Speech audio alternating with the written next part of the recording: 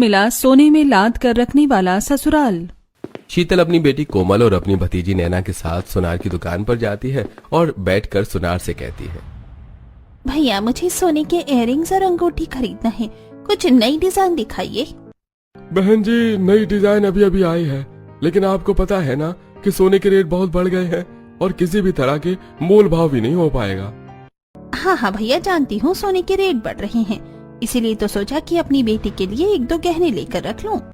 अब सुनार अलग अलग तरह के कान के झुमके टॉप्स के साथ साथ 7-8 तरह की अंगूठियां भी दिखाता है। ये देखकर कोमल बहुत खुश हो जाती है और कहती है, माँ कितनी सुंदर ज्वेलरी है ना, देखो ये वाले झुमके मुझे बहुत पसंद है और ये अंगूठी का डिजाइन देख रही हो ना, बिल्कुल नया लग रहा है। हाँ मेरी प्यारी बच्ची, तुझे जो पसंद है तू वो निकाल ले। कोमल जरा मुझे भी दिखाओ ये झुमके। तू मत देख, नहीं तो कहीं नजर न लगा दे तू मेरे गहने को। कोमल सही कह रही है, तू दूर जाकर खड़ी हो। लेकिन मैं तो बस देख रही हूँ। किसने कहा है तुझे देखने के लिए, चल जा यहाँ से। बेचारी नैना बहुत दुखी हो जाती है और दूर जाकर खड़ी हो जाती है। कोमल सुनार की दुकान से अपने लिए अंगूठी और झुमके पसंद कर लेती है। तब शीतल सुनार से कहती है, क्या भाव चल रहा है भैया सोना? 1,40,000 रुपए तोला। बाप रे, ये सोने के भाव तो आसमान छूते जा रहे हैं। भैया जरा कुछ तो कम करो। नहीं बहन जी, मैंने आपको पहले बता दिया था, मोल भाव नहीं होगा। आपको लेना है तो बस इसी भाव में लीजिए। ठीक है भैया, दे दो।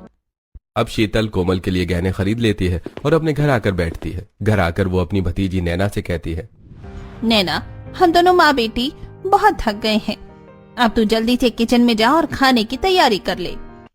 मैं भी बहुत थक गई हूँ, आधे घंटे आराम कर लूँ फिर खाना बनाती हूँ। ऐसा क्या कर लिया तूने जो तू थक गई है? ये बहाने छोड़ो, जल्दी जाकर खाना बना, मुझे भूख लग रही है। हाँ माँ, मुझे भी बहुत जोरों से भूख लगी है, लेकिन माँ मैं सिर्फ आलू के पराठे ही खाऊंगी, इससे कह दो कि मेरे लिए आलू के पराठे बना देगी। हाँ बेटा, क्यों नहीं बनाएगी, अब इतना भी नहीं करेगी तो इसे अपने घर में रखने का फायदा ही क्या है। इसके माँ बाप तो बचपन में ही चल बसे और इसे छोड़ गए हमारे भरोसे। चाची आप क्यों हर वक्त मेरे माँ बाप को कोसती रहती हो? मैं काम कर तो रही हूँ ना। देख रही हूँ माँ कैसे मुंह चला रही है। हाँ बेटा, लगता है इसे पीट कर इसकी अकल ठिकाने लगानी होगी।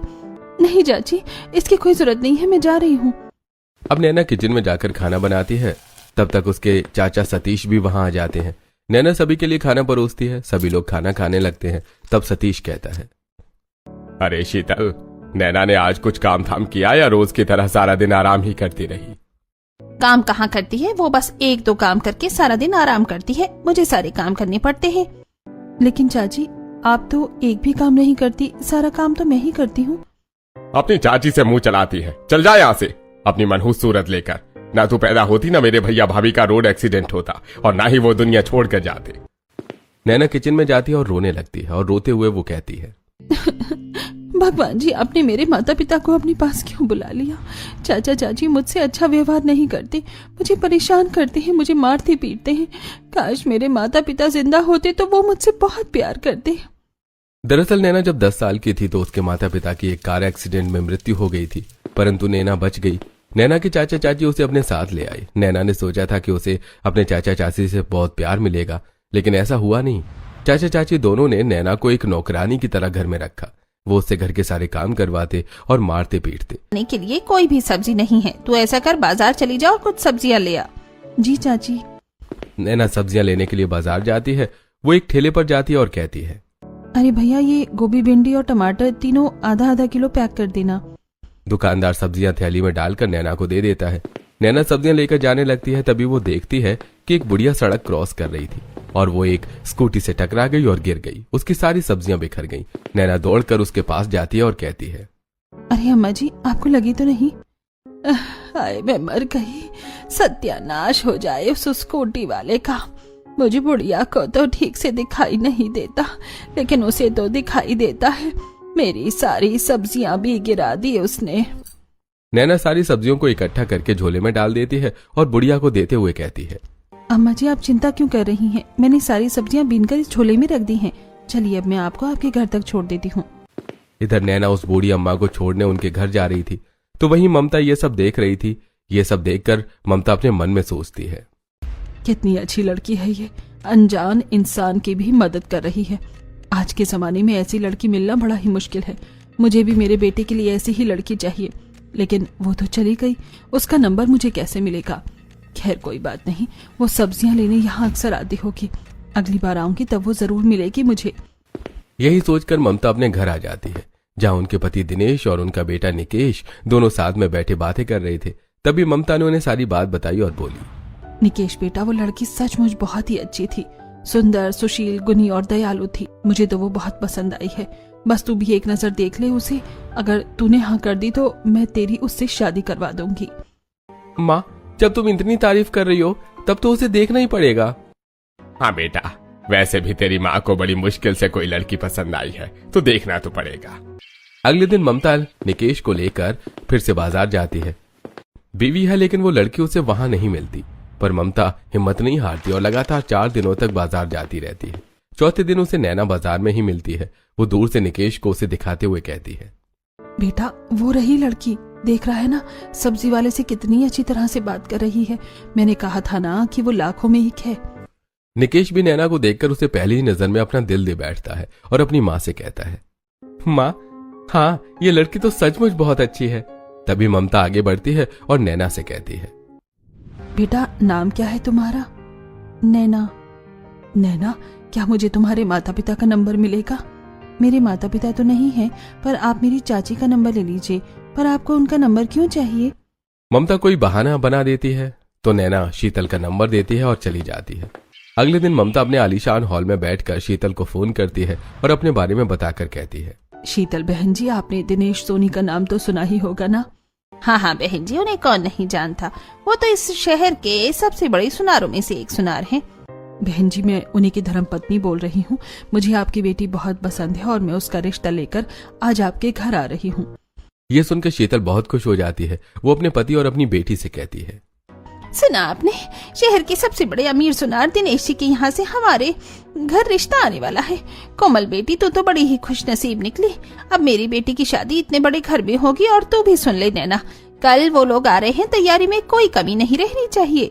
जी। अगले दिन ममता अपने पति और अपने बेटे के साथ शीतल के यहाँ पहुंच जाती है। सबसे पहले शीतल उन्हें नाश्ता करवाती है। उसके बाद ममता कहती है, बहन जी, हमें आपकी भतीजी नैना बहुत पसंद है। हम नैना का हाथ मांगने ही आए हैं। ये सुनकर तो जैसे शीतल बेहोश होने से बची, क्योंकि उसे लग रहा था कि वो लोग कोमल के रिश्ते के लिए आ रहे हैं। शीतल के सारे सपने टूट जाते हैं। वो बहुत कोशिश करती है कि नैना की जगह कोमल का रिश्ता निकेश के साथ तय हो जाए, लेकिन उन सबको तो नैना ही पसंद थी, इसलिए निकेश का नैना से रिश्ता पक्का हो जाता है। अब दोनों तरफ शादी की तैयारी होने लगती है। एक दिन बैठे हुए सतीश शीतल से कहता है, शीतल, अब नैना की शादी काफी पास आ चुकी है। उसकी शादी इतने बड़े सुनार के घर में हो रही है, तो मैं सोच रहा था कि उसे सोने के गहने भी दिला दिए जाएं। ये आप क्या कह रही हैं जी? आपको पता नहीं कि सोना कितना महंगा हो गया है? हम भला नैना को इतने महंगे सोने के जेवर क्यों दिलाएंगे?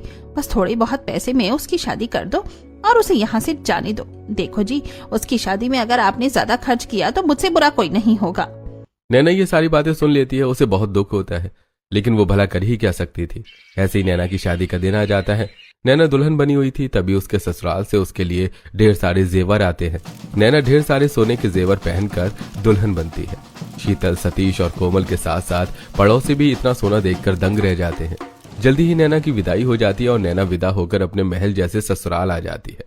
फूलों से उसका स्वागत होता है और अब होती है उसकी मुंह दिखाई, जिसमें उसकी सास उसे एक रानी हार देते हुए कहती है, नैना बहू, ये लो रानी हार, मैंने तुम्हारे लिए खास बनवाया हुआ है।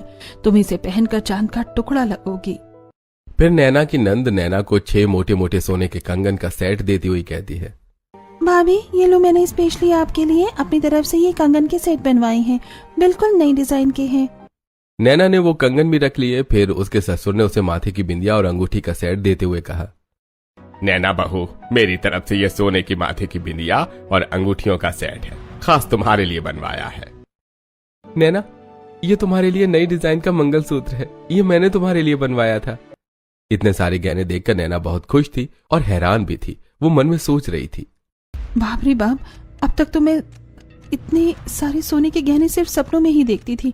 मेरी चाची ने तो मुझे एक सोने की अंगूठी तक नहीं दिलवाई, लेकिन मेरे ससुराल वालों ने तो मुझे पूरा सोने में लाद दिया है। नैना, तू तो बड़ी ही खुशनसीब निकली। तुझे तो 2-4 सोने के गहने चाहिए थे, लेकिन तू तो शहर के सबसे बड़े सुनार के घर में आ गई। अब तो तुझे गहने ही गहने मिलने वाले हैं।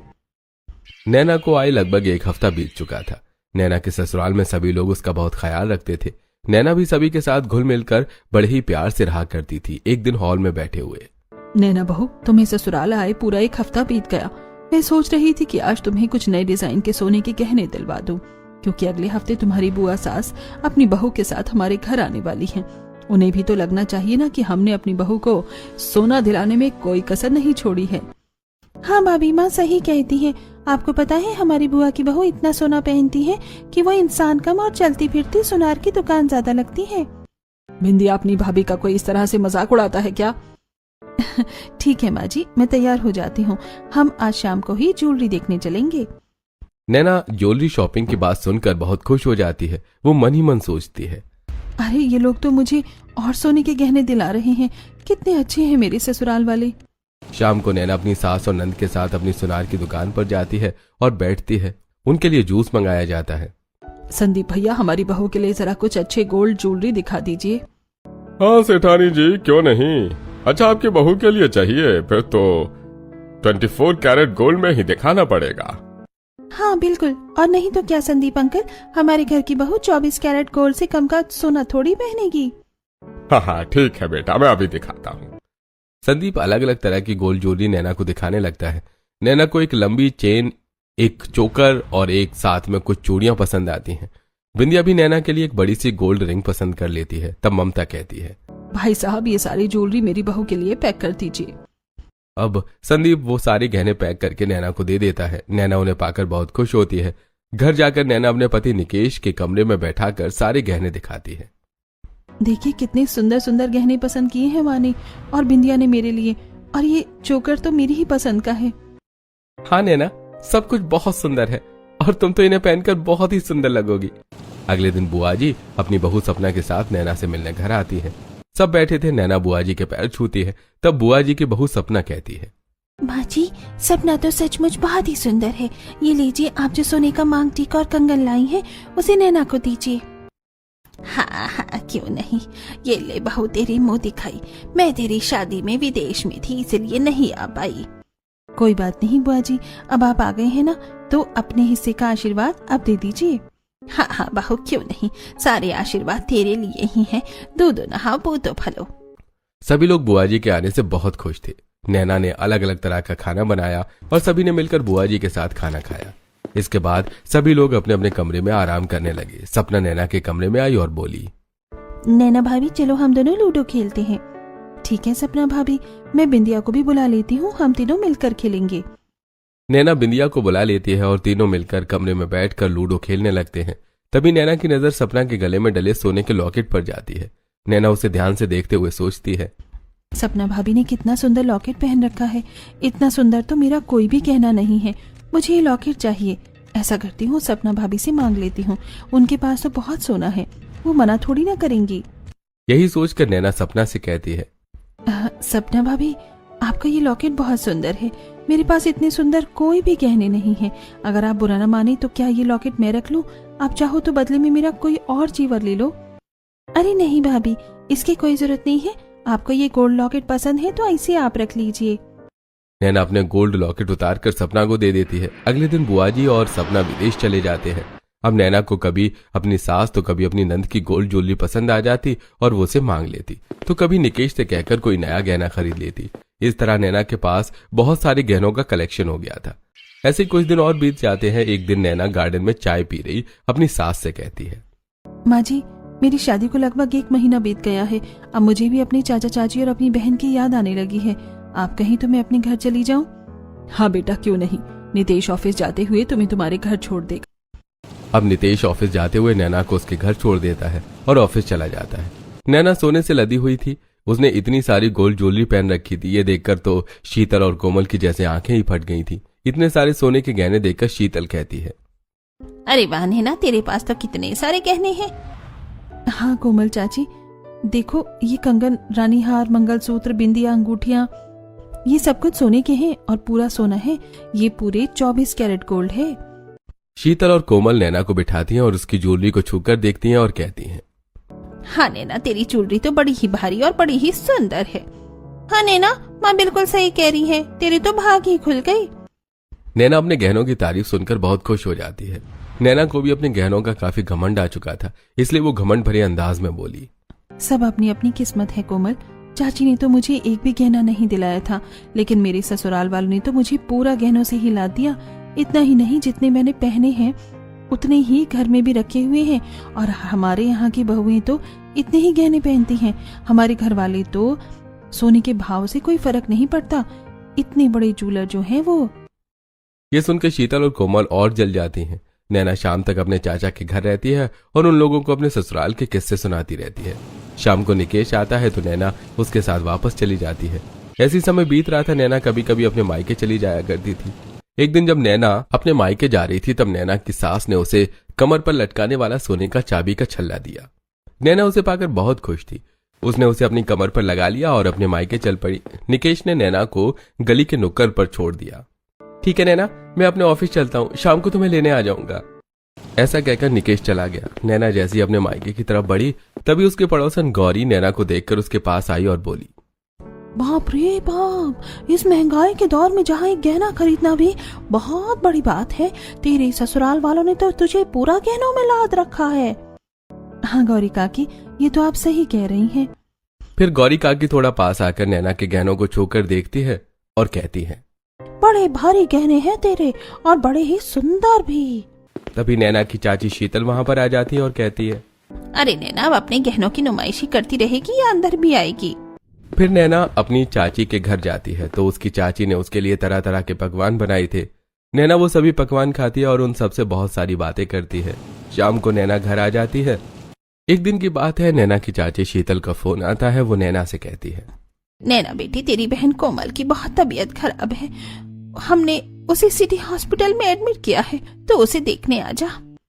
जी चाची, मैं अभी आ रही हूँ। नैना अपने ससुराल में सब कुछ बताती है और निकेश के साथ कोमल को देखने के लिए अस्पताल पहुंच जाती है। पर सारे गहने पहनकर सब हॉस्पिटल में उसे ही देख रहे थे। वो देखती है कि कोमल आईसीयू में भर्ती है। नैना की चाची शीतल रोते हुए नैना से कहती है, नैना बेटा, देख रही है ना तेरी बहन की तबीयत कितनी खराब है। डॉक्टर ने कहा है कि उसके इलाज के लिए 5 लाख रुपए की जरूरत होगी, लेकिन हमारे पास तो कुछ भी पैसे नहीं है। बेटा, तू तो इतने बड़े घर की बहू है, इतनी अमीर है। मैं ये कह रही थी कि तू मुझे अपने ये 2 सोने के कंगन बेचकर पैसे दे दे, तो मैं तेरी बहन का इलाज करवा लूंगी। नैना ये सुनकर गुस्सा हो जाती है और कहती है, नहीं चाची, मैं अपने सोने के गहने नहीं दे सकती। अभी अभी तो मेरी शादी हुई है, अभी अभी ही तो मुझे गहने पहनने के लिए मिले हैं। मेरा तो इनसे मन भी नहीं भरा, मैं नहीं दे पाऊंगी। ऐसा कहकर नैना निकेश के साथ वहां से वापस आ जाती है। घर आकर नैना अपने कमरे में चली जाती है। निकेश कमरे में बैठे अपनी माँ और पिताजी की सारी बातें बताता है। ये सुनकर दिनेश कहता है, बेटा, नैना बहू को ऐसा नहीं करना चाहिए था, और अगर वो ऐसा कर ही रही थी तो तुम्हें उसे रोकना चाहिए था। पापा, नैना की चाची ने मुझे कुछ कहा ही नहीं तो मैं क्या कहता। और नैना तो मेरी कोई बात सुनने को तैयार ही नहीं थी। उसे अपने सोने के गहनों से बहुत प्यार है, इसमें उसकी गलती भी नहीं है। उसे अपने चाचा चाची के घर कभी सोने के गहने नहीं मिले, इसलिए अब वो अपने सोने के गहनों को किसी को नहीं देना चाहती थी। कोई बात नहीं बेटा, तुम ऐसा करो कि कुछ पैसे अपनी चाची सास को दे दो, ताकि वो अपनी बेटी का अच्छी तरह से इलाज करवा सके। और हाँ, नैना को इस बारे में मत बताना। अगले दिन अपनी माँ के कहे मुताबिक निकेश हॉस्पिटल जाकर शीतल को कुछ पैसे देते हुए कहता है, ये लीजिए चाची, ये पैसे रख लीजिए और इससे कोमल का इलाज करवा लीजिएगा। और हाँ, इस बारे में किसी से कुछ मत कहिएगा। ऐसा कहकर निकेश वहां से चला जाता है। तब शीतल अपने मन में सोचती है, कितना बड़ा दिल है इन लोगों का। दूसरी तरफ नैना अपनी सास से कहती है, जो कि कमरे में बेड पर अपने सारे गहने बैठकर ठीक कर रही थी, माँ जी, आज मेरी कुछ सहेलियां खाने पर आने वाली हैं, तो मैंने सोचा कि आपको बता दूं। हाँ बहू, ये तो तुमने बहुत ही अच्छा किया। दोस्तों से मिलना जुलना, बातें करना अच्छी बात होती है। ठीक है भाभी, तो मैं भी आपकी सहेलियों के लिए खाने पीने की तैयारी करवा लेती हूँ आपके। अब बिंदिया नैना के साथ मिलकर सभी के लिए खाना बनवाती है। फिर दोपहर में नैना की सभी सहेलियां आ जाती हैं, तो उनके आगमन के लिए नैना आज गोल्ड की हेयर पेन, सोने का कमरबंद, नेकलेस, चूड़ियां, चाबी का छल्ला पहनकर खड़ी थी। फिर नैना और बिंदिया मिलकर उनको खाना खिलाती हैं। तब नैना की एक सहेली एकता कहती है, नैना, तुझे रिटर्न गिफ्ट के बारे में नहीं पता क्या? नहीं तो एकता, ये क्या होता है, तू बता। अरे भाई, हम तेरे घर आए हैं, अब हम वापस जा रहे हैं तो तुझे हमें कोई गिफ्ट देना चाहिए। इसी को रिटर्न गिफ्ट कहते हैं। यार मुझे तो रिटर्न गिफ्ट के बारे में कुछ पता ही नहीं था। मैं ऐसा करती हूँ, अगले हफ्ते जो हम किटी पार्टी रख रहे हैं ना, मैं उसी किटी पार्टी में तुम लोगों के लिए रिटर्न गिफ्ट ले आऊंगी। वैसे तो रिटर्न गिफ्ट में सोने की रिंग लाना। अरे भाई, इतने बड़े सुनार के घर की बहू है तो अब सोने की रिंग से भला कम क्या रिटर्न गिफ्ट हो सकता है हमारे लिए। हाँ हाँ चंचल, मैं तुम सबके लिए सोने की रिंग ही दूंगी। बिंदिया भी अपनी भाभी और उनकी सहेलियों की बातें सुन रही थी। उनकी सहेलियों के जाने के बाद बिंदिया अपनी भाभी से कहती है, भाभी एक बात कहूँ, आप बुरा मत मानना। नहीं बिंदिया, मैं क्यों बुरा मानूंगी, कहो क्या बात है। भाभी, आपकी सहेलियां मुझे काफी लालची लगी। वो रिटर्न गिफ्ट में सीधी सोने की अंगूठी मांग रही थी। आपके लिए तो वो कोई गिफ्ट नहीं लाई थी। नैना, मैं इस शहर की सबसे बड़ी सुनार की बहू हूँ, कोई ऐसी वैसी थोड़ी ना। मुझे बोला कोई क्या ही गिफ्ट देता, लेकिन मैं उन्हें सोने की अंगूठी जरूर दूंगी। ये सुनकर बिंदिया चुप हो जाती है। रात हो जाती है। नैना नाइट ड्रेस पहने बेड पर बैठी निकेश से कहती है, सुनिए, मुझे अपनी सहेलियों को सोने की रिंग गिफ्ट करनी है। मेरी पूरी 10 सहेलियां हैं, इसलिए आप 10 सोने की अंगूठी बनवा दीजिए। इतना महंगा गिफ्ट, वो भी अपनी सहेलियों के लिए? क्यों, मैं अपनी सहेलियों को सोने की अंगूठी नहीं गिफ्ट कर सकती क्या? नहीं नैना, ऐसी कोई बात नहीं है। अगर तुम अपनी सहेलियों को सोने की अंगूठी गिफ्ट करना चाहती हो तो कल मेरे साथ दुकान पर चलना और 10 सोने की अंगूठी अपनी पसंद के हिसाब से खरीद लेना। अगले दिन नैना निकेश के साथ अपनी दुकान पर जाती है। सुनार संदीप नैना को अलग अलग तरह की सोने की अंगूठियां दिखाता है। फिर नैना कहती है, नहीं, ये डिजाइन कुछ नई नहीं है। मुझे कुछ नई खूबसूरत डिजाइन चाहिए, और वो भी 24 कैरेट गोल्ड में ही चाहिए। अब सुनार संदीप कुछ नई डिजाइन की अंगूठियां निकाल कर दिखाता है। नैना को उनमें से कुछ डिजाइन पसंद आते हैं। वो 10 अंगूठी निकाल लेती है। साथ ही एक बड़ी अंगूठी उसे बहुत पसंद आती है। वो निकेश से कहती है, निकेश, ये अंगूठी कैसी लग रही है? सोच रही हूँ अपने लिए खरीद लूं। हाँ नैना, इसमें सोचने की क्या बात है। संदीप भैया, आप इन 10 अंगूठियों के साथ साथ ये बड़ी अंगूठी भी पैक कर दिए, हिसाब हम बाद में देख लेंगे। अब नैना वो सभी अंगूठियां ले आती है। फिर नैना की किटी पार्टी का दिन भी आ जाता है। नैना अपनी सभी सहेलियों को रेस्टोरेंट में मिलती है और उन्हें सोने की अंगूठियां देती है। उसकी सभी सहेलियां बहुत खुश थीं। तभी एकता चंचल से कान में कहती है, कितनी बेवकूफ है ये नैना, इसे थोड़ा सा चढ़ा दिया तो इसने सोने की अंगूठी गिफ्ट कर दी। अरे चंचल, तू अंगूठी पाकर खुश हो गई। मेरी नजर तो उसके पूरे गहनों पर है। देख, आज भी कितने गहने पहन कर आई है। हाँ चंचल, बात तो तू सही कह रही है, लेकिन ये गहने भला हमारे हाथ कैसे लगे? एकता, तू देखती जा, इससे सारे गहने तो मैं लेकर ही रहूंगी। ऐसे कुछ दिन और बीत जाते हैं। नैना की नंद बिंदिया और उसके घरवाले ये समझ चुके थे कि नैना के दोस्त लालची हैं। उन्होंने नैना को समझाने की कोशिश की, लेकिन नैना इस बात को नहीं मानती और उनसे लगातार मिलती रहती थी। एक दिन नैना की सहेलियां उसे किटी पार्टी के लिए बुलाती हैं। नैना बहुत सारे सोने के गहने पहनकर किटी पार्टी के लिए निकलती है और किटी पार्टी में पहुंचती है। तब एकता उससे कहती है, आ गई नैना तू, हम सब तेरा बहुत देर से इंतजार कर रहे हैं। हाँ, मैं आ गई। चलो अब किटी पार्टी शुरू करते हैं। और हाँ, आज तो गेम्स भी खेलना ना। अरे गेम्स बाद में खेलेंगे, पहले कुछ ड्रिंक हो जाए। चंचल एकता को आंखों से इशारा करती है। एकता नैना की ड्रिंक में नशीली दवा मिलाकर उसे दे देती है। नैना उस नशीली दवा को पी लेती है और थोड़ी देर में नैना को चक्कर आने लगते हैं। तब नैना कहती है, अरे ये क्या, मेरी आंखों के आगे अंधेरा क्यों छा रहा है? तुम लोगों ने मेरी ड्रिंक में जरूर कुछ मिला दिया है। लेकिन इससे पहले कि नैना कुछ समझ पाती वो बेहोश हो जाती है। तभी चंचल अपनी सभी सहेलियों से कहती है, तुम सभी मिलकर नैना के सारे गहने उतार लो। वो तो ठीक है चंचल, लेकिन ये होश में आएगी तो हमारे बारे में पुलिस कंप्लेंट कर देगी। उसका इलाज भी मैंने सोच लिया है। हम इसे कार में डालकर ले जाते हैं और पहाड़ियों से नीचे फेंक देंगे। ना ये रहेगी, ना हमारे खिलाफ सबूत मिलेंगे। सभी सहेलियां नैना के सारे गहने उतार लेती हैं और उसे खींचकर उसे कार में रखती हैं और कार को लेकर एक सुनसान जगह पर पहुंच जाती हैं। उसके बाद बेहोश नैना को सभी मिलकर उतारते हैं और पहाड़ियों से नीचे फेंकने वाले ही होते हैं कि तभी उधर से नैना के चाचा चाची ऑटो में एक पार्टी से लौट रही थी। उन्होंने जैसी नैना को देखा वो चौंक गई। नैना की चाची बोली, भाई साहब गाड़ी रोको, ये तो नैना दिखाई दे रही है। वो लोग जैसे ही नीचे उतरते हैं तो उसकी सहेलियां उन्हें देखकर अपनी कार में बैठकर भाग जाती हैं। शीतल जल्दी से नैना के चेहरे पर पानी छिड़कती है। नैना होश में आती है। तब कोमल कहती है, नैना क्या हुआ तुम्हें? तुम यहाँ क्या कर रही हो? नैना रोने लगती है और सारी बात अपनी चाचा चाची और कोमल को बताती है। वो लोगों से लेकर उसके ससुराल आ जाते हैं और सारी बातें उसके ससुराल वालों को बताते हैं, सभी जो हॉल में बैठे थे। तभी दिनेश फोन लगाकर पुलिस को बुला लेता है। पुलिस नैना का बयान लेती है। इंस्पेक्टर कहता है, देखिए, आप चिंता मत कीजिए दिनेश जी, 2 दिनों के अंदर मैं उन सभी को गिरफ्तार करके पुलिस स्टेशन में ले आऊंगा। ऐसा कहकर इंस्पेक्टर चला जाता है। तब नैना की सास ममता शीतल से कहती है, बहन जी आपका बहुत बहुत धन्यवाद। अगर आप टाइम पर नहीं पहुंचती तो आज पता नहीं क्या हो जाता। हाँ चाची, मुझे माफ कर दो। अमीरी के घमंड में आकर मैंने गलत लोगों से दोस्ती कर ली थी। सासू माँ, निकेश, आप भी मुझे माफ कर दो। आप लोगों ने मुझे समझाया लेकिन मैं समझी नहीं थी। बिंदिया, तुम भी मुझे माफ कर दो। कोई बात नहीं बेटा, जो हो गया वो हो गया, भूल जाओ। सभी लोग नैना को माफ कर देते हैं और नैना भी अब सोने का दिखावा छोड़कर नॉर्मल रहती है। फिर 2 दिन बाद इंस्पेक्टर का फोन आता है और इंस्पेक्टर बताता है कि वो सभी लड़कियां गिरफ्तार कर ली गई हैं और वो नैना को सारे गहने दे देते हैं।